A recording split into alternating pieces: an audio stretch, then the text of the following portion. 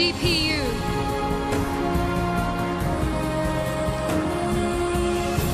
I want to tell you all a phenomenal story. A story of a people who rose up against injustice. A story of a people who rose up against injustice so that you and I can live a dignified existence. This is the story of Rab'a. For those who don't know, Rab'a is the name of a famous square in Egypt and also means the fourth in Arabic. And Rab'a, brothers and sisters, is where our story begins. On the 3rd of July 2013, Egyptians woke up to the shocking news that a military coup had taken place in their beloved country. A coup overthrowing Egypt's first democratically elected Egyptian civilian president. The same coup that shut down various channels that existed to show the other opinion, that existed to show the real face of a military coup. A military coup throwing Egypt back decades away from its newfound democracy.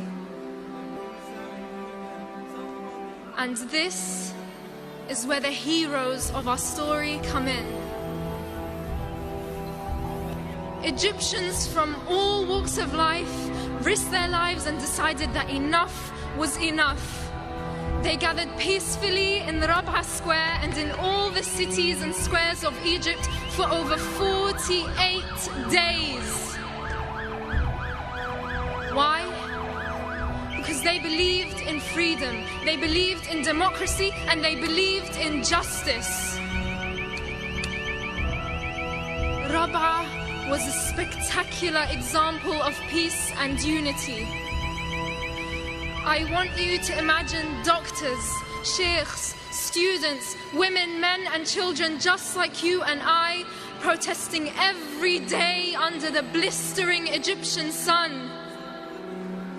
Their stomachs rumbling with a long day's fast through the whole month of Ramadan. Their feet aching, throats parched from chanting, their voices hoarse, but above all, with a dignified smile on their faces. Because they were standing up for the truth. Because they believed in a better tomorrow.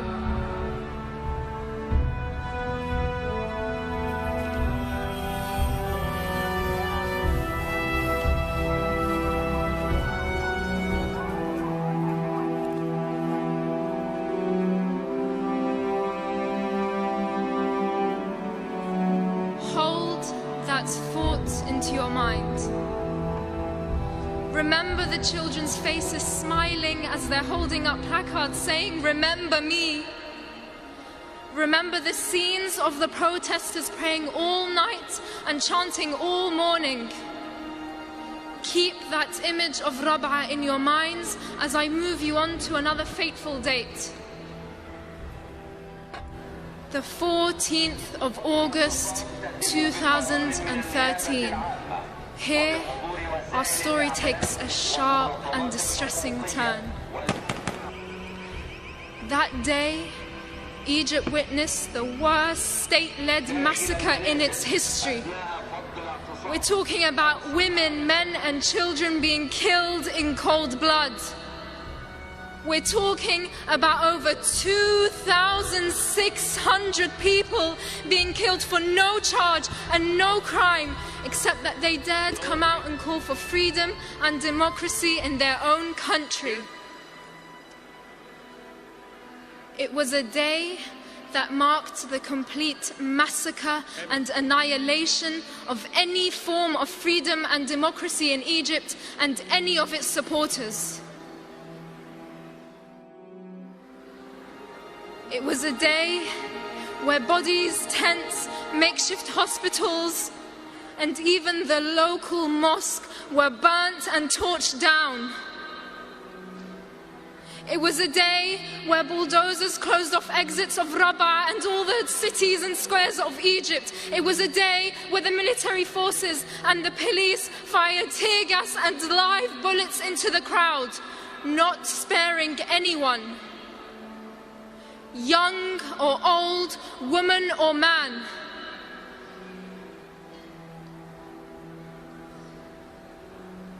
I want you to imagine a student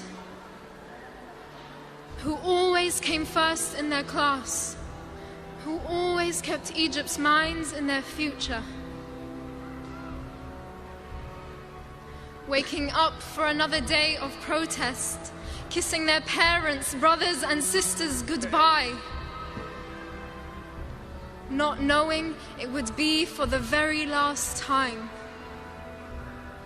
I want you to remember a man named Ahmed Asim, a man who came to convey and portray the truth through the lens of his camera.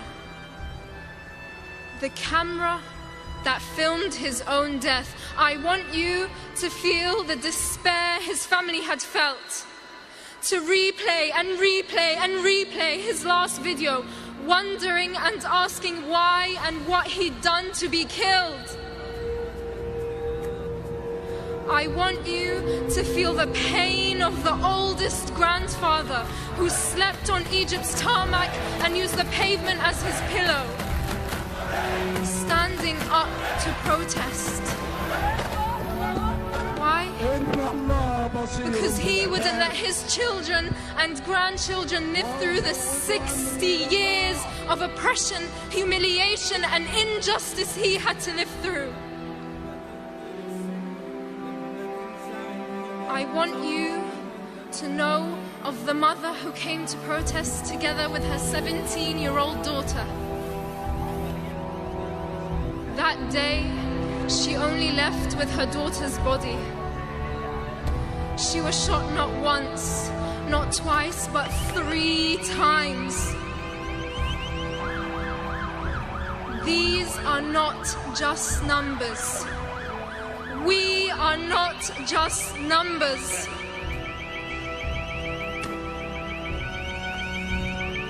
Our story does not end here. You can change that ending. Our heroes did not stop asking for their rights while the military continues to violate human rights daily. Our heroes did not stop protesting peacefully and will not stop protesting peacefully until democracy is restored and until the revolution that inspired the world is reclaimed. As fellow humans, we are duty-bound to uphold the basic values we all hold dear: freedom, dignity, and social justice.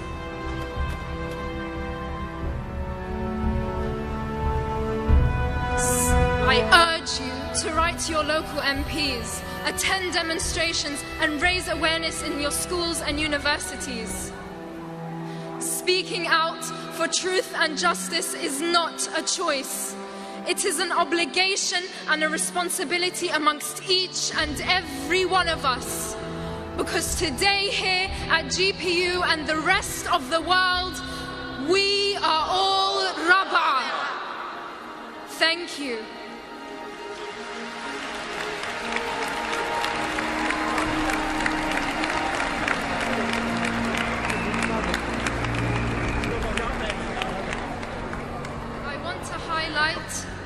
That today marks 100 days after the Rabaa massacre. This symbol is the symbol of perseverance. It is the symbol of resistance. It is the symbol of hope. As GPU, can we all please raise our Rabaa signs for the cameras and for the world to know that we stand in solidarity with Egyptians. Thank you.